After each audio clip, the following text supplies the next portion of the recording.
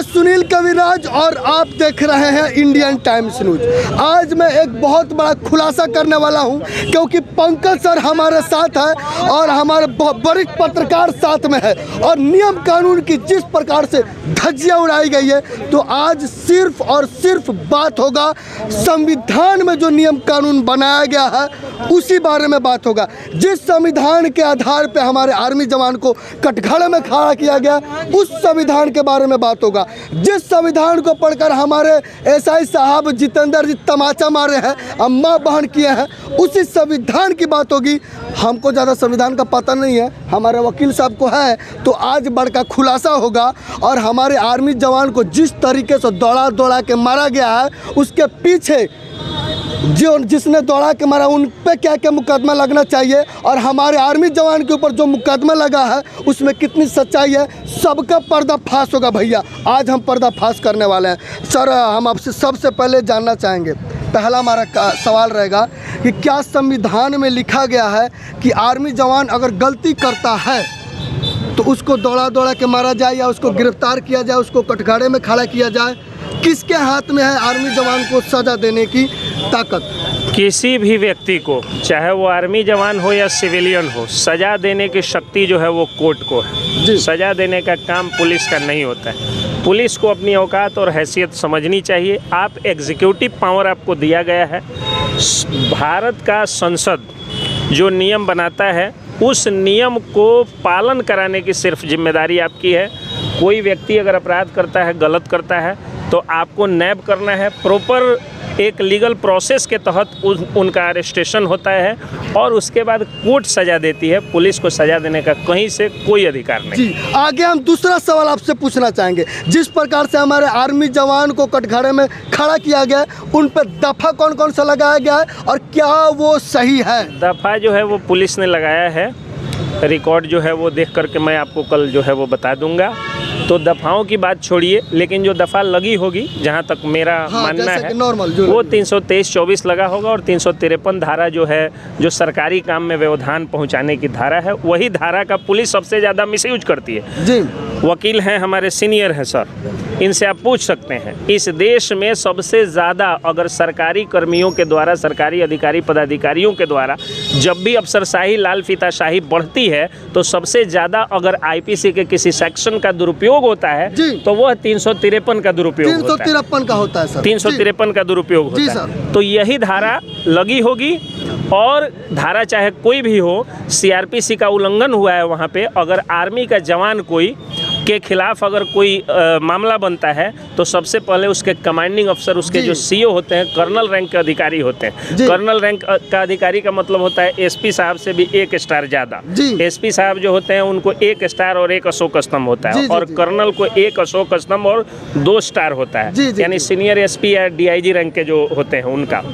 तो उस रैंक के अफसर से परमिशन ले करके और तब उनको कोर्ट में हाजिर कराना है। और कोर्ट उनको जो है वो चाहे न्यायिक हिरासत में भेजे, चाहे दौड़ा दौड़ा के मारना नहीं लिखा है सर, सवाल ही नहीं उठता है। ये तो अनैतिक कार्य है। हमारे भीमराव अंबेडकर साहब वहाँ सर खड़े हैं, वहाँ पे जो है किताब लेके खड़े, उस सर मार रहे होंगे कि किस संविधान को मैंने लिख दिया कि हमारे आर्मी जवान को दौड़ा दौड़ा के मारा गया। सर एक चीज़ बताइए, जो हमारे आर्मी जवानों पर धारा लगा हमारे ऊपर भी लग सकता है ना, क्या कि हम न्यूज़ बना रहे हैं सर? नहीं, अब तक जितना भी आप लोगों ने किया, ऊपर लग सकता है कि नहीं? यहाँ पे सुनील कविराज जी वीडियो भी मैंने बनाया था, तो मेरे ऊपर लग सकता है कि नहीं? सुनिए बता रहे सुनील कविराज जी, सबसे पहले तो मैं आपको धन्यवाद देता हूँ कि आप इस मुहिम के शुरू से हैं जी। और जब मनीष कश्यप यहाँ आए उस समय भी आप मौजूद थे और शुरू से थे। तो आपने जो मुहिम शुरू किया है, जिस तरह से शुरू से आप हैं, उस समय से लेकर के और अब तक कोई ऐसा violation of law and order नहीं हुआ है जिससे आईपीसी की कोई भी धारा आपके खिलाफ लगाई जा सके। वीडियो बनाना कोई जुर्म नहीं ना सर? अहंकारी सर, वीडियो बनाना जुर्म नहीं ना सर? बिल्कुल जुर्म नहीं। रिपोर्टिंग करना जुर्म नहीं ना सर? आर्टिकल 19A के तहत संविधान, constitution gives you the power to speak against every kind of illegal actions. आपको जो है वो संविधान अधिकार देता है कि आप अभिव्यक्ति की आज़ादी है और उसी के तहत आप माइक में बोलिए, चिल्ला के बोलिए, लिख के बोलिए, पढ़ के बोलिए, सो के बोलिए या लाइव आके बोलिए। तो ये कौन से हमारे बड़े अधिकारी हैं जिनको बड़का बड़का ज्ञान है, फोन करके बोल रहे हैं कि बउआ हमारे ऑफिस में आओ, सर मिलने वाले हैं और तुमसे बात करने वाले हैं। क्या आपको नहीं लगता कि हम थाने में उस दिन जाते तो हमारे ऊपर भी धारा लगा दिया जाता सर? अब थाना, अगर मैं अब पहले भी बोला, अहंकारी सत्ता, आप ही के बिरादरी के एक हैं रवि भट्ट जी, उनको औकात नहीं है जा करके जो है वो रिपोर्टिंग कर दे यूपी में। क्योंकि उत्तर प्रदेश में क्वेश्चन लीक हुआ, योगी आदित्यनाथ ने 3 पत्रकारों को जेल भेज दिया, उसके बाद ये सब लोग बिहार पकड़ लिए। तो अहंकारी सत्ता अगर हो जाती है और अहंकारी अगर शासन प्रशासन अगर लाल फीताशाही पर उतर आए, डिक्टेटरशिप पर उतर आए, तो मिसयूज कर सकती है। लेकिन जितना शांतिपूर्ण ढंग से आप लोगों ने धरना प्रदर्शन किया है और अपनी बातों को रखा है, उसमें आईपीसी का कोई भी धारा आपके खिलाफ नहीं लगाया जा सकता है। अगर कोई लगाता है तो इसी को डिक्टेटरशिप कहा जाता है, इसी को हिटलरशाही कहा जाता है, इसी को मतलब ये एक बहुत ही गलत अहंकारी सत्ता का ये कार्य। सर अगला सवाल हम आएंगे, सिर्फ सर सवाल रहेगा वो भी कानून से रिलेटेड।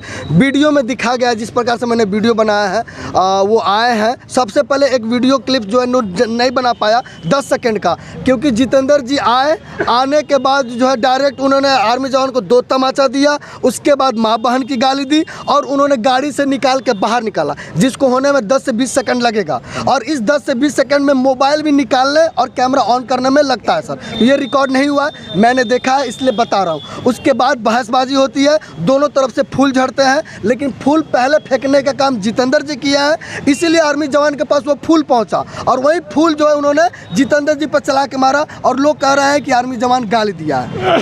तो ये हमको बताइए सर कि कौन से कानून में लिखा है कि किसी भी मुजरिम पर तुरंत तमाचा जड़ दीजिए और माँ बहन का गाली दीजिए, एक अधिकारी वो भी ऑन ड्यूटी वर्दी धारण करते हुए। अगर ये गलत है तो उनके ऊपर कौन सी धारा लगना चाहिए? कोई भी व्यक्ति चाहे वो वर्दीधारी हो या सिविलियन हो जी, किसी को गाली नहीं दे सकता है, किसी पर थप्पड़ नहीं मार सकता है। जी सर, ठीक है। अब रह गई बात कि जिस तरह का काम उन्होंने किया, आप उस समय से धारा पूछ रहे हैं, तो बेलेबल सेक्शन की धारा 323-24 हो जाएगी। लेकिन चूंकि मामला आर्मी जवान का, तो उन पर सेडिशन चार्ज होना चाहिए, देशद्रोह का मुकदमा चलाया जाना चाहिए। चूंकि आर्मी जवान को सरेआम इस तरह बेइज्जत करना देश को बेइज्जत करने के समान। देशद्रोह का क्या लगना चाहिए सर? सेडिशन, देशद्रोह का मुकदमा। ध्यान से सुनिएगा, देशद्रोह का आरोप जितेंद्र जी के ऊपर लगना चाहिए। क्या चीज का मुकदमा लगना चाहिए भाइयों? मतलब कि हमारे जितेंद्र जी क्या है? देशद्रोही हैं। लेकिन सर वो तो हनीमून पे गए हुए हैं सर, तो फिर कैसे होगा? उनके ऊपर लाइन हाजिर किया गया है सर, और हमारे आर्मी जवान अंदर है सर। देखिए, लाइन हाजिर करना और जब विभागीय प्रोसीडिंग हो जाती है तो ये अपने आप में एक बड़ी सजा होती है। लेकिन मैं कहता हूँ कि जिस तरह का काम उन्होंने किया, इससे और भी कड़ी सजा हो सकती थी और किया जाना चाहिए। लेकिन ये सजा भी कम नहीं कही जाती है। जब इनके ये डायरेक्ट दरोगा है और एक सिपाही जब दरोगा बनेगा तो वो इंस्पेक्टर बनेगा और साथ साथ दरोगा जी भी इंस्पेक्टर बनेंगे। एक विभागीय, एक डिपार्टमेंटल प्रोसीडिंग से उनके सर्विस बुक में उनका प्रमोशन हेल्ड अप हो जाएगा। और 10-20 साल बाद जब उनका जो जूनियर उनको देख करके सैल्यूट मारता था, जब उनको इनको सैल्यूट मारना पड़ेगा, तब समझ में आएगा कि जवान के ऊपर हाथ उठाने का कितना बड़ा जो है वो हमको ये हुआ। लेकिन रह गई बात क्या कि इसके लिए मीडिया, सोशल मीडिया और आप जैसे एक्टिविस्ट का, मनीष कश्यप जी का, इन सब लोगों का धन्यवाद है कि आप लोगों ने इसको इशू बना दिया, जिसके कारण उनके खिलाफ कार्रवाई हुई। जी सर, अगला सवाल करना चाहेंगे। आपने वीडियो देखा है सर पूरा? हाँ, देखा। उसमें एक और जवान है जो दौड़ के आ रहे हैं, उनके ऊपर मास्क लगा हुआ है, काला कपड़ा बंधा हुआ है। क्या किसी जवान को या किसी आर्मी, बीएसएफ कमांडेंट, किसी को क्या इजाज़त दी जाती है कि आप मास्क जो है लगा के ऑन ड्यूटी कार्रवाई करें? On special circumstances by the order of superintendent of police और ऑनरेबल कोर्ट, द सिपोई और the police person can be masked. लेकिन इसके अलावा नॉर्मल सिचुएशन में वो व्यक्ति कोई अपराधी नहीं है। दूसरी चीज़ कि ये आप आइडेंटिफाई कैसे कर सकते हैं कि वो जवान थे कि पुलिस वाले कोई लोकल गुंडा बुला के मारपीट? नहीं सर, वो वर्दी में थे, वीडियो में दिख रहा है। तो ये जब तक चेहरा नहीं दिखेगा, जब तक उनका नेम प्लेट नहीं दिखेगा, Bihar police Bihar police code, जी सर, बिहार पुलिस मैनुअल 2007 में बयाप्ते लिखा हुआ है कि प्रत्येक पुलिस वाले का जो ये नेम प्लेट है वो दिखना चाहिए, चेहरा साफ दिखना चाहिए, दाढ़ी तक बड़ी नहीं होनी चाहिए जिसके कारण उनकी आइडेंटिटी थोड़ी बहुत जो है वो कम हो जाए। तो ये सारा कोड है, ये नियम है, कोड को वायलेट करके उन्होंने ये काम किया है। लेकिन अभी इस चीज की श्योरिटी भी नहीं होती है कि वो पुलिस के ही थे कि कौन थे। अगर वो पुलिस के जवान है और उन्होंने सारा वायलेंस किया हुआ है तो उनके ऊपर अब क्या मुकदमा लगना चाहिए? उनके ऊपर जो है वो विभागीय कार्रवाई हो सकती है, उनका सस्पेंशन हो सकता है, इस पर संज्ञान ले सकता है जिला प्रशासन, कोर्ट भी चाहे तो वो कॉग्निजेंस ले सकता है इस पर। उनके खिलाफ अगर कंप्लेंट होगा, अगर केस होगा तो उस पर जितनी भी जो भी कानूनी प्रक्रिया है उसके तहत उनको सजा। अभी तक तो आपने यह मामला समझ लिया, अब हम आगे समझते हैं कि हमारे जो आर्मी जवान राधा मोहन जी हैं उनको बाइज्जत बरी कैसे किया जाए, बिना कोई दफा लगाए, बिना कोई कानून लगाए, बिना कोई लिखा पढ़ी के। सर हम आपसे जानना चाहेंगे, उनको तो जेल में भेज दिया गया है, विभिन्न प्रकार के दफाएं लगा दी गई है, विभिन्न प्रकार की कानूनी कार्रवाई कर दी गई है, ये सब क्या फर्जी है या लीगली है? बिल्कुल फर्जी तरीके से उनको फंसाया गया है। जब कोई वीडियो पुलिस उपलब्ध नहीं करा, पुलिस के पास मुंह बांध करके गुंडों की तरह हाथ चलाने के लिए, थप्पड़ चलाने के लिए उनके पास अधिकारी था जी। उनको जो है वो गर्दन में हाथ पकड़ के पीटते ले जाने के लिए उनके पास अधिकारी था। तो जाहिर सी बात है अगर उन्होंने कुछ किया होगा तो उसके खिलाफ भी तो वीडियो बनाने के लिए उनके पास होगा। कोई एविडेंस पुलिस के पास नहीं है। और आपसे बेहतर कौन जान सकता है कि आप ही वीडियो बना रहे थे वहाँ। तो उन्होंने कुछ नहीं किया है, इसलिए वो निर्दोष।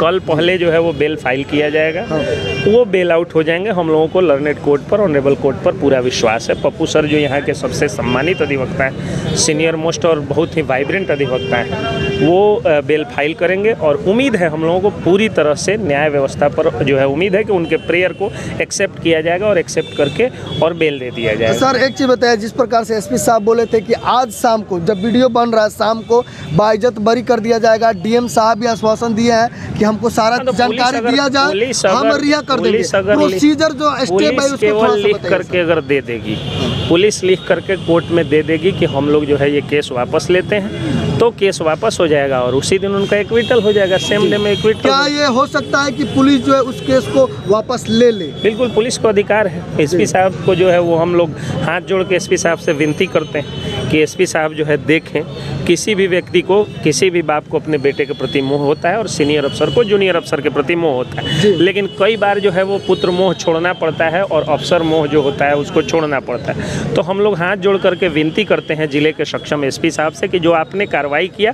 वो काबिले तारीफ़ है, लेकिन अब आपको जो है वो एक लिख करके लिखित में दे देना चाहिए कि आप मुकदमे को वापस ले रहे हैं। और मुकदमा जैसे ही वापस होगा कि उनका सेम डे में by the will of the honourable court उनका एक्विटल हो सकता है। अब मान लीजिए कि हमारे आर्मी जवान जो है वो सारे प्रोसीजर करने के बाद जो फॉर्मेलिटी है रिहा हो जाते हैं, तो क्या वो फिर से बॉर्डर पर जाके पाकिस्तानियों को मुंह तोड़ जवाब दे सकते हैं? बिल्कुल देंगे। उनका तो बेल आउट होगा, उसके बाद चले जाएंगे और एक बार जब अपने कैंप में घुस जाएंगे ना, तो जितना जो है वो नियम कानून ये लोग लगाए हैं सब जाके आर्मी कैंप के सामने धराशायी हो जाती है। आर्मी का एक जवान जो है यहाँ के 20-20 दरोगाओं के बराबर ताकत रखता है और ट्रेनिंग भी होती है और उनमें ईमानदारी भी होती है, ईमानदारी की शक्ति भी हो, चूँकि घूस का पैसा वो लोग खाते नहीं, तो उनमें जो है उतनी ताकत होती है। एक बार अगर चले गए तो फिर दुनिया के किसी भी, भारत के और बिहार के किसी भी, दुनिया के किसी भी कोना से आप अपना अफसर लेके आइए,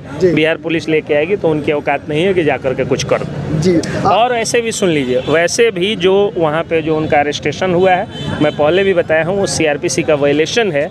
उनकी अरेस्टिंग तब हो सकती थी जब पहले परमिशन लिया जाता, सीओ को इसका इन्फॉर्मेशन दिया जाता, सीओ कमांडिंग अफसर जो कर्नल रैंक के अफसर होते, और उसके बाद तब कोर्ट में प्रोड्यूस किया जाता, तो कोर्ट उनको जो है वो जो करना होता सो करती नहीं तो। लेकिन ये बिना इन्फॉर्मेशन दिए हुए प्रोड्यूस कराया गया और न्यायिक हिरासत में ये गलत हुआ है। सीआरपीसी का वायलेशन हुआ, या तो दरोगा अनपढ़ है या अहंकारी है। जी, अगर उन्होंने जुर्म किया है तो मतलब कि जो आर्मी जवान उनको जो है भेज देना चाहिए जवान को सर। कहाँ पे?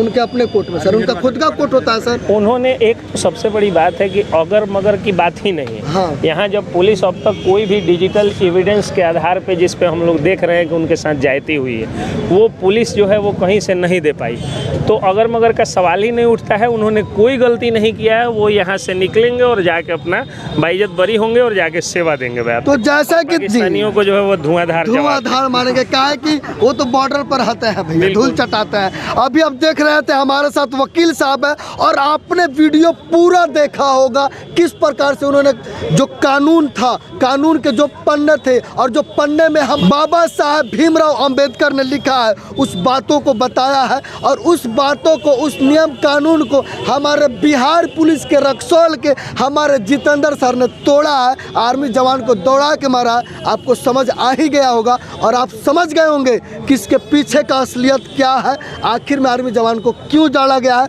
और वो कैसे बरी हो सकते हैं। लेकिन अभी तक पता है हमारा सरकारवा उनको नहीं छोड़ रहा है, क्या है कि जो है ना सब में चोर चोर मौसेरा भाई होते हैं लोग, इसीलिए जो है एक दूसरे से मिली भगत है, इसीलिए अभी तक हमारे आर्मी जवान को नहीं छोड़ा गया है। नहीं तो सर जो नियम कानून बताए हैं ना, अगर उस रूल को पालन किया जाए तो मतलब कि तुरंत हमारे आर्मी जवान बाइज्जत बरी हो